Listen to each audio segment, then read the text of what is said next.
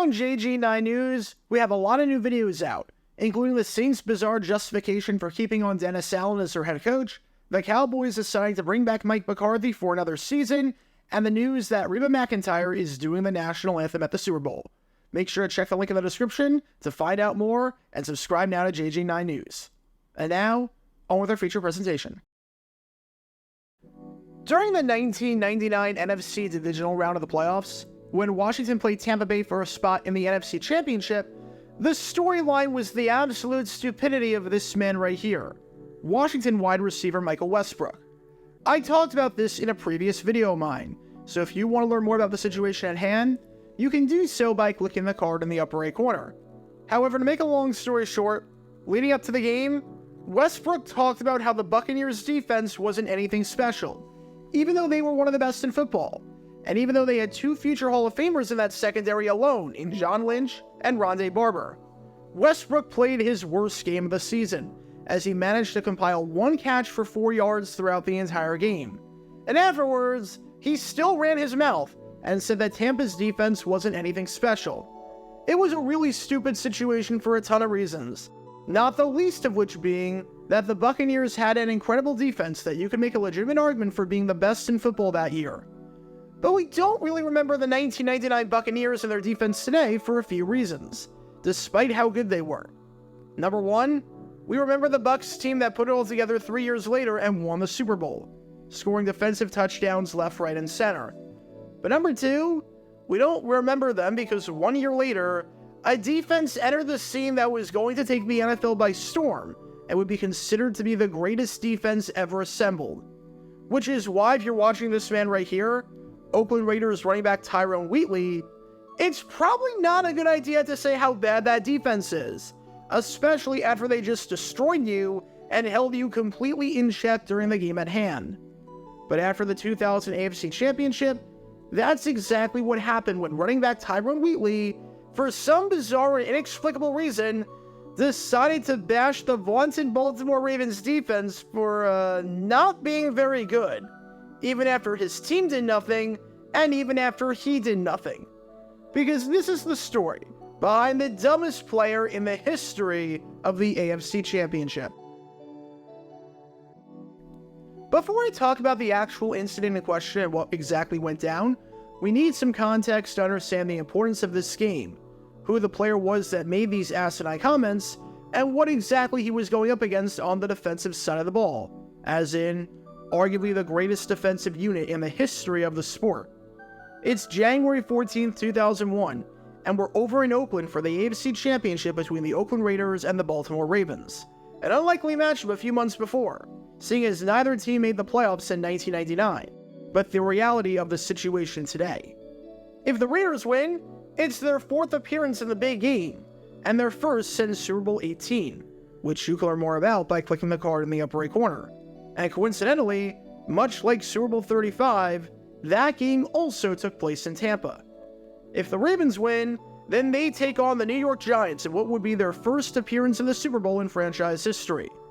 The winner comes one step closer to football's ultimate prize, and a chance at immortality and etching themselves in history, while the loser ends their season one step shy, and in heartbreaking fashion. And a big reason why the Raiders were in this spot in the first place was because of the play of this man right here, running back Tyrone Wheatley. The Raiders had a dominant offense in 2000, as when all was said and done, they finished third in the league in points scored, scoring a whopping 30 points per game, with the only two teams better in that category being the Denver Broncos and the St. Louis Rams. Of all the teams in football, the Raiders, with their point differential of plus 180, led the league in that category, and a big reason why was because of their ground game, which finished 30 yards per carry, second in rushing touchdowns, and first in rushing yards. And the top dog in that ground game was none other than Tyrone Wheatley, who had a career resurgence in Oakland. During his first 4 seasons as a first-round pick by the New York Giants, he did next to nothing, and was widely regarded as a pretty big draft bust. When you're picked 17th overall, and you score 8 touchdowns and have less than 1,300 rushing yards, it's not a good sign by any means. But at Oakland, he found new life, and after a bounce-back year in 1999 where he had 936 yards and 8 touchdowns, He was one of the most feared runners in all of football during that 2000 campaign. During the 2000 season, Wheatley crossed the 1,000-yard mark for the first time, ending the season with 1,046 rushing yards. He scored a career-high 9 rushing touchdowns and amassed a career-high 1,202 yards from scrimmage on a career-high 4.5 yards per carry and 4.8 yards per touch. For some perspective on just how good Wheatley was during the 2000 season, there were only 5 running backs in football to amass over 1,000 rushing yards, 9 rushing touchdowns, and average 4.5 yards per carry. They were Marshall Faulk of the St. Louis Rams, Mike Anderson of the Denver Broncos, Fred Taylor of the Jacksonville Jaguars, Amon Green of the Green Bay Packers, and none other than Tyrone Wheatley of the Oakland Raiders. Some great running backs like Eddie George, Edgerrin James, Curtis Martin, Jerome Bettis, and Warrick Dunn all had fantastic seasons in 2000 and would establish themselves as some of the greatest running backs in league history by the end of their careers. But none of those guys did what Wheatley was doing during the turn of the millennium. He was that good, and he was entering the playoffs on an extremely high note, averaging an incredible 5 yards per carry over the team's final 5 games of the season, including a masterful 146-yard performance in a game against the Seattle Seahawks, which you can learn more about by clicking the card in the upper right corner, because that game was highly controversial. In Oakland's divisional round game against the Miami Dolphins, Wheatley scored a second-half touchdown down by the goal line to truly put the game out of reach and punch Oakland's ticket to the AFC Championship. Against an Atlanta Falcons team that held quite a few opponents to under 50 yards rushing and had their moments, Wheatley scored a touchdown and had 85 rushing yards on over 7 yards per carry. And perhaps most notably, with the Raiders down 24-7 at the end of the half against the Indianapolis Colts, in a game that set the tone for the entire season for Oakland, the Raiders came all the way back and won the contest 38-31. And the man that scored the go-ahead touchdown and the dagger to complete the comeback? The man that found the end zone twice late in the second half to turn their fortunes around? You guessed it, Tyrone Wheatley. You can learn more about that game by clicking the card in the upper right corner. Bottom line, Wheatley was really good. But as good as he was, he hadn't faced an opponent like the one we're about to show right here. Because the 2000 AFC Championship would be played between him and his Raiders and this team right here, the Baltimore Ravens. This defense, simply put, needs no introduction.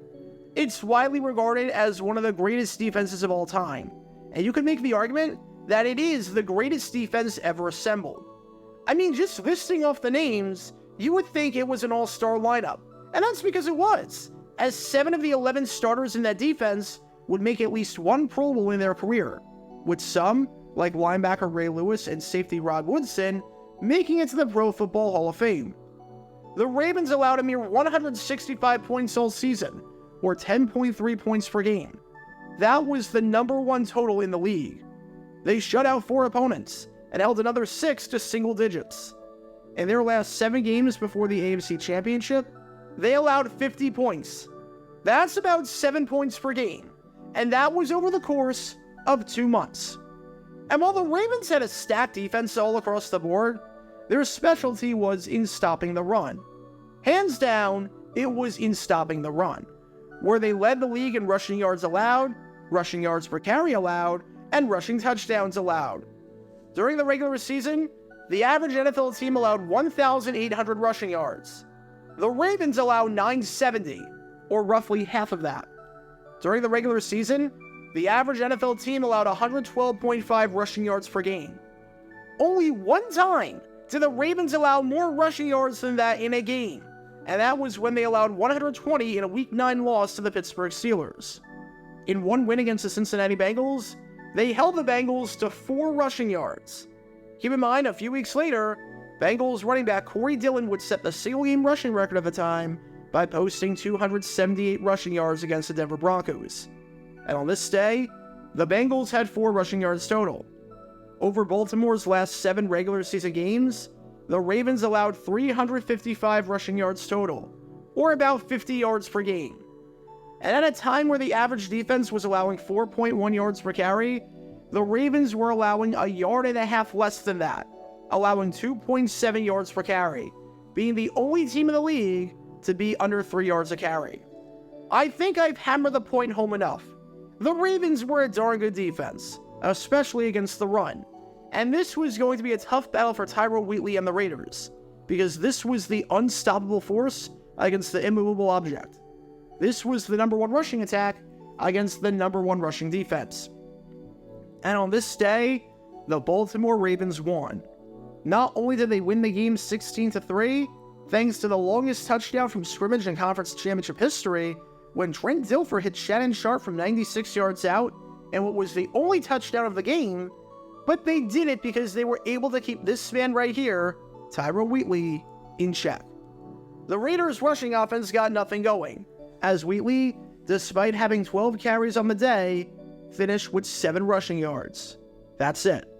As a team, the Raiders only had 24 rushing yards, and Wheatley accounted for just 7 of those, averaging about half a yard per carry. He was getting stifled on every play, and was having an absolute stinker. Just to put into some perspective how dominant this performance was, here's a chart showing Wheatley's rushing output in every game this season, keeping in mind that he missed 2 games in the middle of the season. And way at the bottom, unsurprisingly, with the only number in the single digits, you've got that game against the Ravens. 7 rushing yards. And when you do it by yards per carry, Wheatley was a guy who, on the season, averaged over 4.5 yards per carry, and even had one game against the Seahawks where he had 156 rushing yards on 10.4 yards per carry. On this day, 0.58 yards per carry, about half a yard. Unsurprisingly, it's the worst total on the list, and by a lot, seeing as he only had one other game even below 2 yards a carry. Wheatley struggled, the Raiders struggled, and the Ravens won as a result, which led to some, shall we say, interesting post-game comments from Wheatley. Because despite everything we knew, Wheatley wasn't convinced. Despite Wheatley having his worst game of the season, despite him having a horrible outing at the worst possible time, and despite knowing that the Ravens had one of the greatest defenses ever assembled, Wheatley had the audacity to say, yeah, they're not very good. He didn't say it in a joking manner or in a way that was clearly designed to be sarcastic. Nope, he truly meant it. The Ravens' defense was not that good. It's like playing a player in FIFA who beats you 15-0, and you say, meh, he wasn't that good at the game.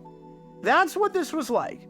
Because afterwards, Wheatley, without any hint of sarcasm whatsoever, said on the Ravens, I'm still not a believer in their defense. And just in case you thought he was kidding, he made it very clear that he was not with how he followed up that statement, saying, everybody's tough, but it wasn't like, oh my goodness. It was the way everybody made it out to be. I'm still not a great believer, regardless as to what my numbers are. Understandably, reporters were insanely confused about why the heck Wheatley would say that about this defense of all defenses, and on a day where he had 7 rushing yards and half a yard per carry. So they pressed him on the issue, and Wheatley wasn't backing down, saying once again that Baltimore's defense was not that good. As he said, the thing is they want you to get out of your rhythm. We played into their hands. We didn't come out and do the things that we were supposed to do. We dilly-dallied around. So let me get this straight. The defense wasn't that good, and the reason why they weren't that good was because they had a game plan designed to get you out of rhythm, which worked. I don't know about you, but that sounds like the makings of a really good defense right there. It's like if I'm playing the Golden State Warriors of the late 2010s, and I say they're not that good, because their strategy is designed to have great ball movement and set up open 3-point shots, and that was the only reason they were so good. I mean, that's the point. That's the whole freaking point. And for you to say that the Ravens weren't that good when, number one, they're one of the best defenses of all time, and number two, they completely did what they had to do and stuff you guys, holding you to 7 rushing yards, holding the team to 24 rushing yards, and holding the team to 3 points, is asinine, delusional, or sour grapes. It could be all three. I don't know. What I do know is that Tyrone Wheatley is an absolute moron, and Ravens defensive end Michael McCreary called him out on this afterwards, saying, we take pride in shutting the run down. All year, teams have come into the game thinking that they are different, and they are going to run the ball on us. But we stopped that real quick. we make them face reality and force them into passing. But apparently, in the eyes of Wheatley, that doesn't make you good. That somehow makes you bad, which, yeah, I've got nothing in terms of the logic employed on that one. But the logic is not sound, I'll tell you that much. As for what happened after the AFC Championship game between these two teams behind me right here, the Baltimore Ravens advanced to the Super Bowl, where they defeated the New York Giants 34-7 to win their first title in franchise history. Seeing as the Giants only scored 7 points, and those came on a kickoff return touchdown, meaning that for all intents and purposes, the defense pitched a shutout, it might have been the greatest and most dominant defensive performance in the history of the Super Bowl. It really capped off a phenomenal defensive season for the 2000 Ravens. As for Tyrone Wheatley, he would play 4 more years in the NFL, but wouldn't do a whole lot after that 2000 campaign of his. He would never have another 1,000-yard rushing season or even anywhere close to that, and over those final 4 seasons, he only started 14 games, and he only had 1,700 rushing yards and 15 more rushing touchdowns. So yeah, big time advantage to Baltimore on this one. This man right here, Tyrone Wheatley, was a solid runner for a few years in Oakland. He really was. But this truly could be the dumbest trash talk of all time, because I don't even know what purpose it served. At the very least, it's the dumbest trash talk in AFC Championship history. To talk trash after the game is done is really stupid. To talk trash after the game is done in a game that you lost is especially stupid. To talk trash after the game is done in a game that you lost and had your worst outing of the season in is mind-numbingly stupid. But to do all of this by saying that the freaking 2000 Baltimore Ravens were not that good on defense? I've got nothing. I've genuinely got nothing. Because I think it's fair to say that when it came to that bizarre and insane thought, Tyrone was alone. Get your official Jaguar Gear 9 merchandise by going to jj9shop.com, and be sure to like and subscribe, as it really helps the channel out a lot. Join me every Wednesday night where we'll play NFL Trivia for cash prizes at 9 p.m. Eastern over on Twitch. To learn more about the history of college football, subscribe to Jaguar Gator 8. To learn more about the history of Major League Baseball, subscribe to Jaguar Gator 7. Also, special thanks to all of our Patreon supporters for helping out the channel. Your support is greatly appreciated. See how you can become a patron and request future video topics in the description below.